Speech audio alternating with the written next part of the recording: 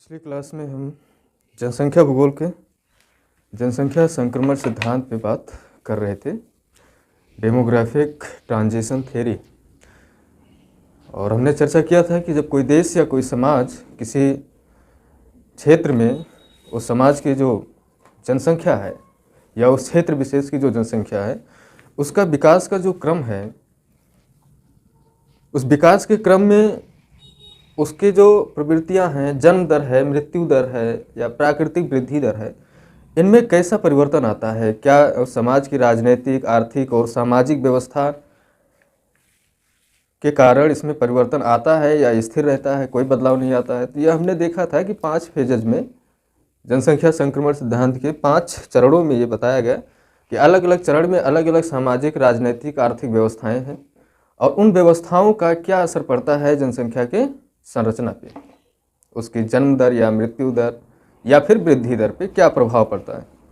ये सारी बातें हमने पिछली क्लास में आपसे चर्चा किया था और आपसे कहा था कि अगली यानी आज की क्लास में हम इसको एक ग्राफ पर देखते हैं। आपने एक कॉलम में देखा था, लेकिन कभी कभी ग्राफ दे देता है एग्जाम में और फिर पूछता है कि पहली या दूसरी अवस्था से आप क्या समझ रहे हैं। तो उस ग्राफ में आप देख करके बता सकते हैं कि जनसंख्या और का जो संरचना है उस ग्राफ में कैसे दर्शाया गया है, ये देख लेना जरूरी है। जैसे हमने पहले देख लेते हैं कि कितनी अवस्थाओं में था समाज। 5 अवस्थाओं में बांटा गया था, नहीं 5 अवस्थाओं में समाज को बांटा गया था। ये फर्स्ट फेज था। पहली अवस्था में हमने चर्चा किया था कि समाज कैसा था, परंपरागत था, रूढ़वादियाँ थीं बहुत ज़्यादा, राजनीतिक व्यवस्था भी ठीक नहीं थी, राजतंत्रात्मक व्यवस्था थी, आर्थिक स्थिति कमज़ोर थी क्योंकि कृषि प्रधान समाज होता है उस समय और परंपरागत कृषि होती है इसलिए उत्पादकता बहुत कम होती है। भूखमरी, महामारी, बीमारी, ये सारी चीज़ें बहुत अधिक मात्रा में थी, जिस वजह से जनसंख्या में वृद्धि तो होती थी, सिर्फ इस डर से कि जनसंख्या में मृत्यु अधिक होती थी, इस वजह से जनसंख्या में वृद्धि अधिक होती थी।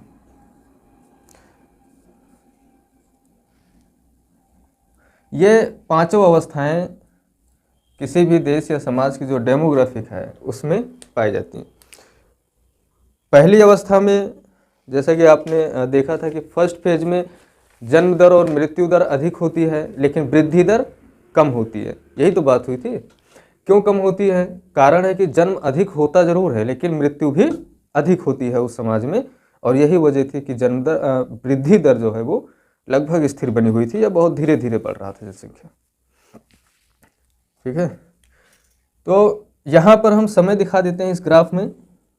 समय का मतलब होगा पहला फेज, सेकंड, दूसरा फेज, तीसरा और चौथा चरण या 5वां चरण। ठीक है, और यहाँ हम दिखा देते हैं इस वाले रो में जनसंख्या प्रवृत्तियाँ क्या हैं। जनसंख्या प्रवृत्ति का अर्थ हो गया जन्म दर, मृत्यु दर और वृद्धि दर। ये 3 जो टर्म्स होते हैं ये जनसंख्या की मुख्य विशेषताएं हैं कि अगर किसी क्षेत्र में जनसंख्या है तो ये विशेषताएं निश्चित रूप से ही पाई जाएंगी। इस ग्राफ का इंपॉर्टेंस है बहुत ज़्यादा, ध्यान में रखिएगा। समय जनसंख्या की प्रवृत्तियों में जब जनसंख्या पहली स्टेज में होती है, फर्स्ट स्टेज में, तो क्या होता है कि जन्म दर, ये हो गया जन्म दर, और इसी के समानांतर चलती है क्या? मृत्यु दर।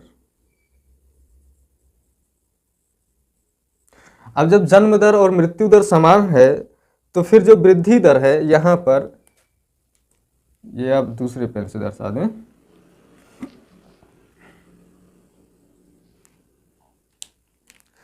तो वृद्धि दर आप यहां देख लीजिए, जनसंख्या ग्राउंड से ही बढ़ती है तो यहां पे हम वृद्धि दर को दर्शा रहे हैं। तो वृद्धि दर भी सामान्य थी लेकिन थोड़ा थोड़ा बढ़ रही थी। ये क्या है? वृद्धि दर। लेकिन जब जनसंख्या दूसरी अवस्था में पहुंचती है तब क्या होता है? तो जन्म दर उच्च रहता है, जन्म दर उच्च बना रहता है। जन्म दर तो यहां भी बहुत ऊंचा है, देख लीजिए आप, यहां पे है ग्राफ में, ऊपर सबसे दिखाया जा रहा है, लेकिन वृद्धि यहां नीचे दिखाई जा रही है।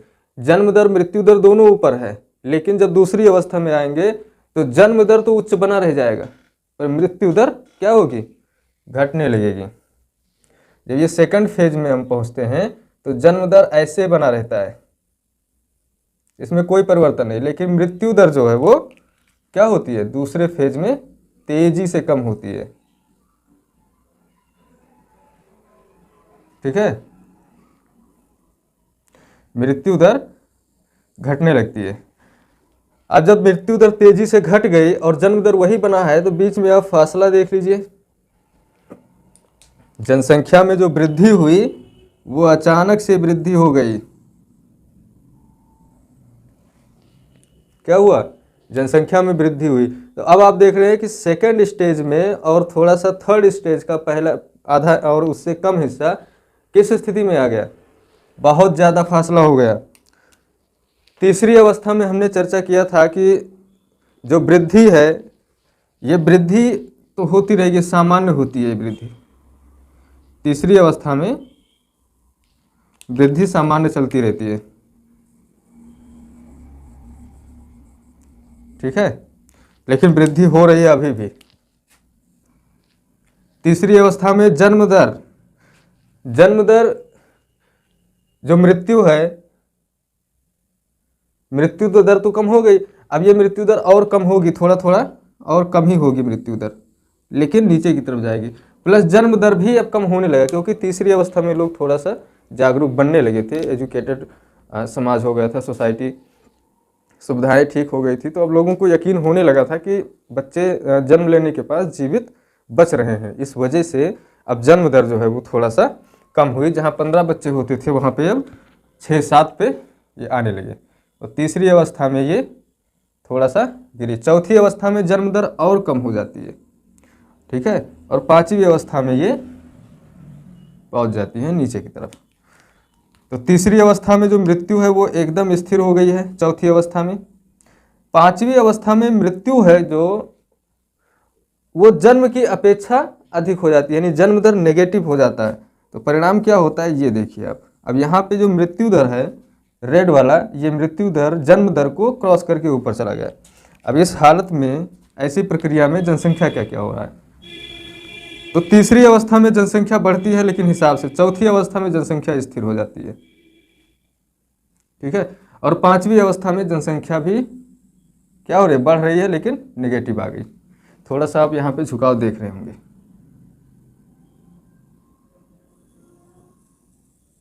ये यानी ये जो है ये वृद्धि है, और ये मृत्यु, और ये जन्म है। एक ग्राफ आपने देखा है कि अलग अलग अवस्थाओं में जनसंख्या की क्या हालत रही है। पहली अवस्था में जन्म दर मृत्यु दर दोनों क्या थे, उच्च स्तर पे थी। दूसरी अवस्था में मृत्यु दर गिर गई। क्यों गिर गई, ये मैंने पिछली क्लास में आपसे चर्चा किए थे हम, कि इस समय सबसे पहला जो ध्यान दिया गया इनके स्वास्थ्य और इनके पोषण पे ध्यान दिया गया, जिस वजह से सबसे ज़्यादा मौतें होती थी। तो कुपोषण के कारण या भूख के कारण या दवा ना मिलने के कारण डेथ हो जा रही है इस वजह से। तो फिर उसका जब इलाज किया गया, जब सरकारें इस पर सीरियस हुई और पोषण उपलब्ध कराई, मेडिकल सेक्टर को स्ट्रांग बनाया, थोड़ा सा दवाएं उपलब्ध होने लगी, तो परिणाम ये हुआ कि मृत्यु दर नीचे आ गई एकदम से। और जब मृत्यु दर एकदम से घट गई तो फिर जन्म दर पे ध्यान दिया गया कि जन्म दर तो बढ़ रहा है, जन्म दर तो वैसे ही है भाई, अति उच्च बना हुआ है। तो फिर सरकारों ने परिवार नियोजन कार्यक्रमों जैसे कार्यक्रम को महत्व देना शुरू किया, और फिर धीरे धीरे जनसंख्या यहाँ तक आकर के मृत्यु दर तो समान होगी, लेकिन फिर तीसरे फेज और चौथे फेज में जनसंख्या घटने लगी। पांचवी अवस्था बाद में जोड़ी गई थी। क्यों, क्योंकि कुछ देशों में ये पाया गया कि जनसंख्या वृद्धि नकारात्मक हो रही है। कारण क्या है कि अब वहाँ पे लोग डेथ रेट तो सीरियसली सामान्य है, जो मौतें हो रही हैं वो मौतें सामान्य हो रही हैं। ये आप देखें, ऊपर की तरफ नहीं जाएगा ये, जो मौतें हो रही हैं वो तो सामान्य हो रही हैं, लेकिन जन्म देने की जो प्रवृत्ति है वो कम हो गई। भाई जन्म तो तब देंगे ना जब शादी करेंगे, और शादी ना करने की जो प्रवृत्ति समाज में आ गई, इस वजह से बच्चों का जन्म नहीं हो रहा है। और जब बच्चों में जन्म नहीं ले रहे हैं बच्चे, तो फिर जनसंख्या वृद्धि कैसे होगी। तो जनसंख्या वृद्धि यहाँ पे देख रहे हैं आप नकारात्मक हो गई है, नीचे की ओर गिरने लगी है। ठीक है, तो ये ग्राफ आप बना लीजिए, इंपॉर्टेंट है। एक ग्राफ में आप पूरे थ्योरी को समझ सकते हैं।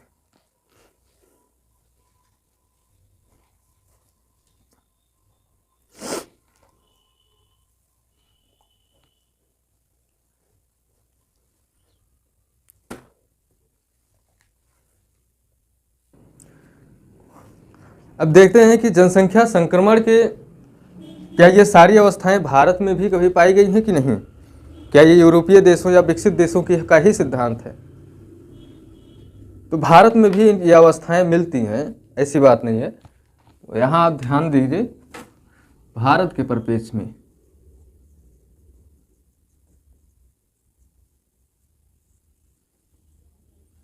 परिप्रेक्ष्य में जो इसकी प्रथम अवस्था है, यानी पिछड़ा हुआ समाज, भुखमरी लाचारी से मजबूर, जनसंख्या में उच्च वृद्धि, जन्म दर बहुत उच्च और मृत्यु दर भी उसी हिसाब से उच्च बनी हुई है। तो भारत इस अवस्था में कब था, यानी जनसंख्या की जो वृद्धि हो रही थी वो धीमी गति से हो रही थी। तो भारत जो प्रथम अवस्था में था 1901 से लेकर के और 1951 तक भारत प्रथम अवस्था में माना जाता है कि इस समय भारत प्रथम अवस्था में था। 1901 से 1921 और फिर 1921 से 1951। देखिए, ये दो फेज में हमने प्रथम अवस्था इसलिए लिखा है। पहले फेज में 1901 से 1921 के बीच में भारत की जनसंख्या में वृद्धि कैसी थी, धीमी गति से वृद्धि थी। ठीक है, धीमी गति से वृद्धि। लेकिन इस दौरान जो 1951 का फेज है, 1921 से 51, इस समय भारत में वृद्धि जो है जनसंख्या का वो थोड़ा सा और कम हो गया, यानी लगभग स्थिर हो गया था। तो ये आप ध्यान रखिएगा कि भारत का जो ये फेज बांटा जाता है, इसमें कुछ समय के लिए भारत की जनसंख्या नकारात्मक हुई थी, ऐसी बात नहीं है, लेकिन वो आपदा थी, नेचुरल नहीं, वो नेचुरली मानवीय प्रवृत्ति में नहीं आया था ऐसा। यह जनसंख्या में 1921 तक सामान्य वृद्धि या स्थिर जनसंख्या देखी गई थी। 4-6 सालों में भुखमरी, गरीबी, जो कि जब विश्व युद्ध की घटना थी, जो प्रथम विश्व युद्ध था, प्रथम विश्व युद्ध के कारण चूँकि भारत में ब्रिटेन की सरकार थी उस समय, उपनिवेश था भारत, तो जब प्रथम विश्व युद्ध हुआ तो सरकार का क्या था कि सारा संसाधन जो है, रिसोर्सेज, वो प्रथम विश्व युद्ध में इस्तेमाल कर लिया गया और भारत से एक बड़ी संख्या में भारतीय लोग उस विश्व युद्ध में भाग लिए थे सेना के रूप में, जिसमें वो अपनी जान गंवाएं। तो सरकार का विश्व युद्ध में बिजी होना और वैश्विक रूप से ये आपदा आना कि जो संसाधन थे उसका नुकसान, और इस वजह से भूखमरी बीमारी भी बहुत सारी फैली उस दौरान, जिसका कोई इलाज नहीं किया गया। तो लापरवाही सरकार की, और चूँकि हम उपनिवेश थे तो ऐसा तो है नहीं कि भाई वो बहुत सीरियस ले, जो मर रहा है मरने दो, क्या फ़र्क पड़ता है उनको। इस वजह से 1921 के 2-4 साल पहले, 6 साल पहले जनसंख्या नकारात्मक हुई थी भारत की, लेकिन वो आपदा थी, इसलिए उसको ये मानवीय प्रवृत्ति नहीं कहा जा सकता जैसे यहाँ पे है 5वीं अवस्था में, ऐसा नहीं है। तो प्रथम अवस्था में भारत 1901 से लेकर के 1951 तक रहा है। ठीक है, तो अब इसी दौरान चूँकि भारत में क्या थी, परंपराएं थी, रूढ़ियाँ थी, मेडिकल से दवा नहीं उपलब्ध थी, कृषि होती थी, परंपरागत शासन राजतंत्रात्मक था, जमींदार और राजा लोग मिल करके लूटते थे किसानों को, गरीब जनता को। तो इसकी वजह से जनसंख्या में वृद्धि तो होती थी, लेकिन चूँकि जनसंख्या में वृद्धि बहुत सामान्य होती थी। कारण यही था कि भाई जब खाने के लिए खाना नहीं है तो भूखमरी से लोग मरेंगे, और जब भूखमरी से उनकी मृत्यु हो रही है तो जन्म देने वाले दाता को ये पता है कि भाई बच्चों को मैं बचा नहीं पाऊंगा अगर कोई बीमारी आई तो 2-4 बच्चे रहेंगे तो हो सकता है कि कोई ना बचे, लेकिन 10-15 रहेंगे अगर तो कोई तो बचेगा ही उसमें। ये जो मानसिकता थी, इस वजह से बच्चों का जन्म ज़्यादा होता था और मृत्यु भी ज़्यादा होती थी, उसकी अपनी अलग कारण है। तो जब दोनों ज़्यादा है तो फिर वृद्धि क्या होगी, सामान्य होगी, धीमी गति से वृद्धि हो रही है।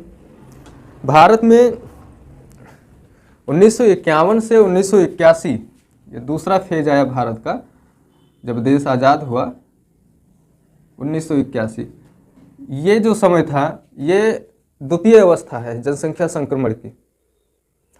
इसी समय जनसंख्या विस्फोट हुआ, ये द्वितीय अवस्था, या कह सकते हैं आप जनसंख्या विस्फोट भारत में। यानी इस दौरान भारत की जनसंख्या में तीव्र वृद्धि हुई, ये वाला स्टेज था। ठीक है, भारत में तीव्र वृद्धि हुई। कारण क्या था कि जो जनसंख्या ना बढ़ने का कारण है उसको सरकार ने दूर किया। जैसे 1951 से 80 के दौरान ही हरित क्रांति जो कि खाद्यान्न की आपूर्ति को बढ़ा दी। जितनी रिक्वायरमेंट थी खाद्यान्न की उतना इसने पूरा किया, यानी अब लोगों को पोषण मिलने लगा, अब लोग भूखमरी से नहीं मरने लगे। दूसरी बात कि लोगों के पास कृषि में रोजगार की कमी थी, तो सरकार ने हरित क्रांति के तहत रोजगार उपलब्ध कराए, खाद्यान्न भी उपलब्ध हुए। पंचवर्षीय योजनाएं जो चली, उन पंचवर्षीय योजनाओं में छोटे छोटे उद्योगों को शुरुआत में महत्व दिया गया था। पहली पंचवर्षीय योजना में, दूसरी तीसरी पंचवर्षीय योजना में भारी उद्योगों को महत्व दिया गया, जिसमें रोजगार के ढेर सारे अवसर मिले। मेडिकल सेक्टर में काम करना शुरू किया गया और दवाओं पे काम हुआ। वैक्सीन है और भी दवाएं जो उस समय ज़रूरत थी मानव की। तो जब मेडिकल सेक्टर स्ट्रांग हुआ तो बहुत सारे जो प्राथमिक स्वास्थ्य केंद्र बनाए गए और वहाँ पे फ्री में ट्रीटमेंट शुरू हुआ। परिणाम ये निकल करके आया कि जनसंख्या में जो मृत्यु दर थी वो बहुत तेज़ी से घटी, लेकिन जनसंख्या में जो वृद्धि दर थी उसमें कोई परिवर्तन नहीं आया। कारण कि लोगों को यकीन दिलाना मुश्किल हो गया था कि आपके सारे बच्चे जीवित रहेंगे, और लोगों की मानसिकता में आ गया था कि नहीं जीवित रहेंगे, उन बच्चा पैदा करना है तो जन्म देना है, बच्चों को तो जन्म देना है, क्योंकि ये नहीं पता है कि कब उनकी डेथ हो जाए। तो ये मानसिकता में था, और मानसिकता में जो चीज़ें होती हैं, परंपरा में जो चीज़ें आ जाती हैं, उनको ख़त्म करना आसान नहीं होता है, एक लंबा समय लगता है उसको दिमाग से निकालने के लिए। और यही काम सरकार तो बहुत सारे परिवार नियोजन कार्यक्रम भी चला रही थी। इसी दौरान नसबंदी जैसे कार्यक्रम भी चलाए गए। इसके बावजूद कंट्रोल होते होते जनसंख्या भारत की विस्फोटक हो गई थी वृद्धि दर। विस्फोट का मतलब हो गया कि अचानक से बहुत ज़्यादा जनसंख्या हो जाए। ये दूसरी अवस्था भारत में थी 1951 से 81 के दौरान, ठीक है, जनसंख्या संक्रमण सिद्धांत की। तीसरी अवस्था 1981 से 2011 की मानी जाती है।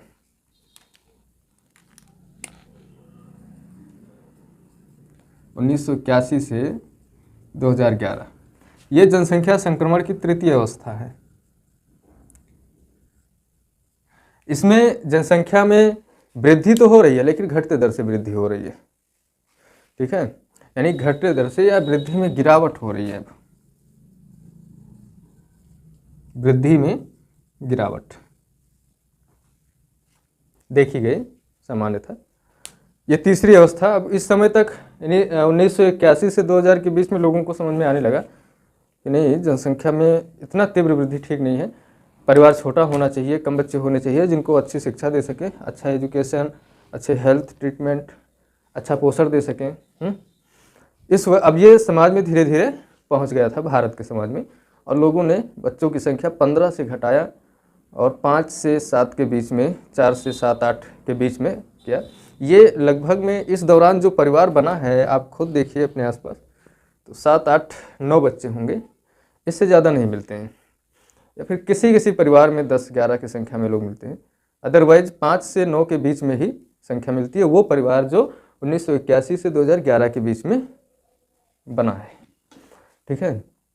ये मानसिकता डेवलप हुई। ये तीसरी अवस्था है इसकी जनसंख्या संक्रमण सिद्धांत की। भारत के परिप्रेक्ष्य में आपसे पूछा जा सकता है, इस वजह से ये आप स्टेजेस याद रखिएगा कि भारत में कौन कौन सा स्टेज किस किस टाइम पीरियड में आया, ठीक है, तो आपको एक्सप्लेन करने में आसानी हो जाएगी उससे। चौथी अवस्था यानी जनसंख्या में गिरावट। जो चौथी अवस्था भारत की है, जो कि अभी आई नहीं, वर्तमान में भारत इसी तीसरी अवस्था में है, ठीक है। चौथी अवस्था में भारत 2020 के बाद ऐसा माना जाता था कि प्रवेश कर चुका है, 2020 के बाद, ठीक है, ये चौथी अवस्था होगी। और अच्छी बात यह है कि कई देश के कई राज्य ऐसे हैं भारत के जो चौथी अवस्था को प्राप्त कर चुके हैं, लेकिन अभी पूरा भारत उस अवस्था में नहीं पहुंचा है, ठीक है। जो जनसंख्या नीतियां हैं ये चौथी अवस्था में, बस 2020 के बाद का मतलब हो गया कि 2020, 25, 26, 27, 28, 30 तक सब लोग जनसंख्या में वृद्धि की जो दर है वो सामान्य कर देंगे, अर्थात लगभग स्थिर कर देंगे, या बहुत धीरे धीरे जनसंख्या बढ़ेगी। क्योंकि अब लोगों की जो सोच है भारत में वो ये नहीं, अब तो बहुत सारे लोग ये भी कहते हैं कि हम तो हमारे एक वाला कॉन्सेप्ट चल गया है कि बस एक बच्चा होना चाहिए, लड़की और लड़का कोई फ़र्क नहीं पड़ता, एक बच्चा हो पर्याप्त है। लेकिन अभी इस तरह की सोच वाले बहुत कम हैं।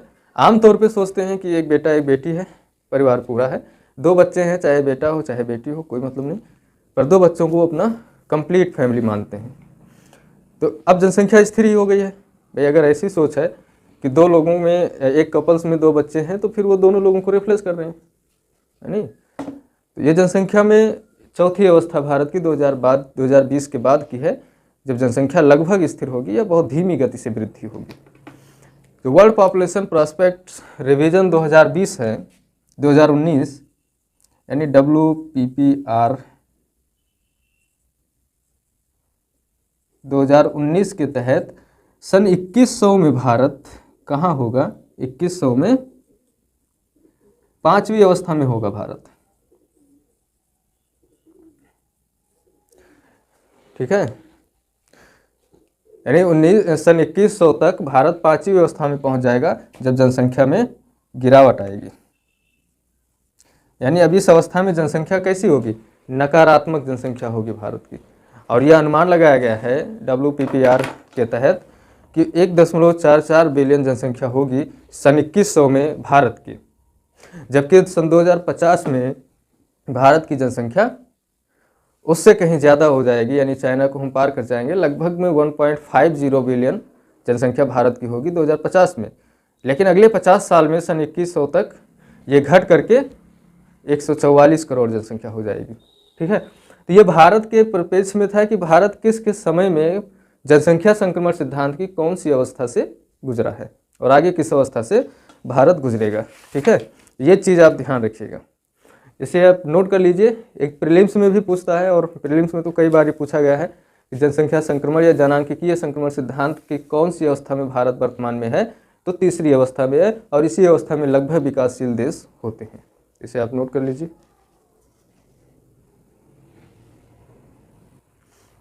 तो ये जनसंख्या संक्रमण सिद्धांत एक चैप्टर आपका कंप्लीट होता है। और अब देखते हैं कि जनसंख्या से संबंधित, खासकर विश्व जनसंख्या से संबंधित कुछ तथ्य हैं जो एग्जाम में पूछ लेता है सीधा सीधा, और फैक्ट हैं, उनको आप ध्यान में रखिएगा। एग्जाम में मेंस में आंसर राइटिंग करते समय एग्जाम्पल के तौर पे उनका होना बहुत ज़रूरी होता है। जैसे कई बार बहुत सारे एग्जामों में अक्सर पूछता रहता है कि विश्व जनसंख्या दिवस कब मनाया जाता है, तो कब मनाया जाता है? 11 जुलाई को। अब बात आती है कि 11 जुलाई को ही क्यों मनाया जाता है। सवाल यहाँ बनता है कि भाई किस उपलक्ष्य में कोई दिवस मनाया जा रहा है, तो फिर क्या कारण है कि 11 जुलाई को ही मनाया जाता है। तो आप ध्यान में रखिएगा, एग्जाम में ये स्टेटमेंट कभी भी पूछ सकता है कि विश्व जनसंख्या दिवस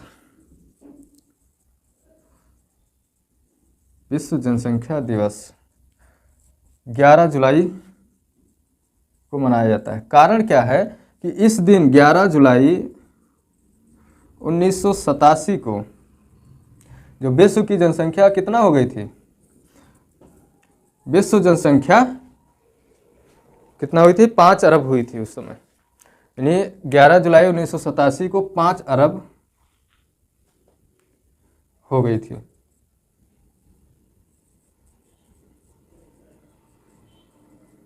पाँच अरब हो गई थी, और इसी उपलक्ष्य में विश्व जनसंख्या दिवस 11 जुलाई को मनाया जाता है। क्वेश्चन पूछ सकता है कि विश्व में इस समय वर्तमान में सबसे ज़्यादा जनसंख्या में वृद्धि जो है वो किस देश की है? तो अफ्रीका का एक देश है नाइजीरिया। इतनी जिस हिसाब से उसकी जनसंख्या वृद्धि की प्रवृत्ति है, इस हिसाब से 2050 तक वो अमेरिका को पीछे छोड़ देगा, जो कि वर्तमान में तीसरे स्थान पर है। जनसंख्या के मामले में अमेरिका वर्तमान में तीसरे स्थान पर है, और इसको पीछे छोड़ के नाइजीरिया 2050 तक वहाँ पहुँच जाएगा। तो इसकी जनसंख्या दर क्या है? अधिक है, ठीक है। ऐसे एक सवाल बनता है कि भारत ने 1 अरब जनसंख्या कब प्राप्त किया था? 1 अरब जनसंख्या का स्तर कब पूरा हुआ था? भारत में 1 अरब यानी 100 करोड़ जनसंख्या किस वर्ष हुई थी? तो 1998। तो चीन भी पूछ सकता है कि चीन की कब हुई थी? चीन में 1 अरब जनसंख्या कब हुई थी? तो